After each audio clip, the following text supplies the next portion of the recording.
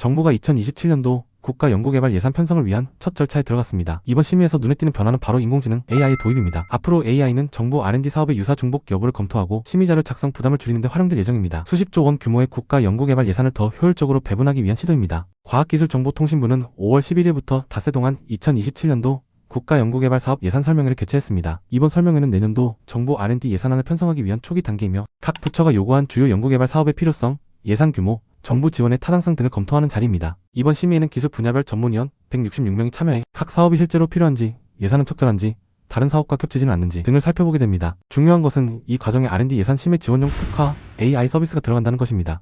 AI가 맡는 역할은 크게 두 가지입니다. 첫째, 여러 부처의 R&D 사업 가운데 서로 비슷하거나 중복되는 사업이 있는지 검토합니다. 둘째, 심의에 필요한 자료 작성 부담을 줄여줍니다. 그동안 R&D 예산 심의는 방대한 사업 자료를 사람이 직접 검토해야 했습니다. 그만큼 시간도 많이 들고 비슷한 사업을 놓칠 가능성도 있었습니다. AI를 활용하면 반복적인 검토 업무를 줄이고 전문위원들은 더 중요한 판단에 집중할 수 있다는 기대가 나옵니다. AI는 많은 자료를 빠르게 분석하고 유사한 사업을 찾아내는 데 강점이 있습니다. 하지만 어떤 연구가 국가적으로 꼭 필요한지, 장기적으로 어떤 기술에 투자해야 하는지는 여전히 전문가의 판단이 중요합니다. 특히 기초과학이나 장기 연구는 당장 성과가 보이지 않더라도 미래 경쟁력의 기반이 될 수 있습니다. 따라서 AI를 활용하더라도 단순히 효율성만 보는 것이 아니라 연구의 필요성, 전략성, 장기적 가치까지 함께 평가하는 균형이 필요합니다. 정부는 이번 예산 배분 조정 과정에서 예산 낭비 요인은 줄이고 꼭 필요한 분야에는 과감히 투자하겠다는 방향을 제시했습니다. 과학기술과 AI를 기반으로 국민이 체감할 수 있는 R&D 성과를 빠르게 확산시키겠다는 것입니다. 결국 핵심은 단순히 AI를 도입했다는 사실이 아닙니다. AI를 통해 중복 투자를 줄이고 연구 현장에 꼭 필요한 예산이 제대로 배분되도록 만드는 것이 중요합니다.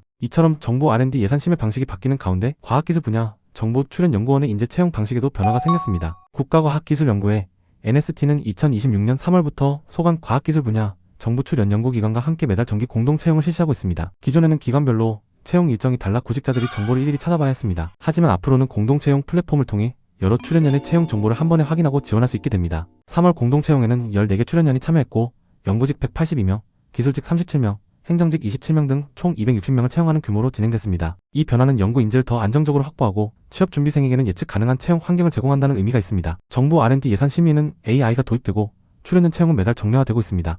예산 배분은 더 정교하게, 인재 확보는 더 체계적으로 바뀌고 있는 것입니다. 다만 중요한 것은 기술과 제도가 실제 연구 현장의 역량을 높이는 방향으로 작동하느냐입니다. AI가 예산 심의를 돕고 정기 채용의 우수 인재 유입으로 이어질 때 정부 출연 연구원은 국가 과학기술 경쟁력의 핵심 기반으로 더 큰 역할을 하게 될 것입니다. 이상 오늘의 소식을 마치며 더 많은 정보나 이공계 취업, 진로, 연구기관 취업에 관한 정보가 궁금하다면 커리어피크에서 계속 확인해보세요.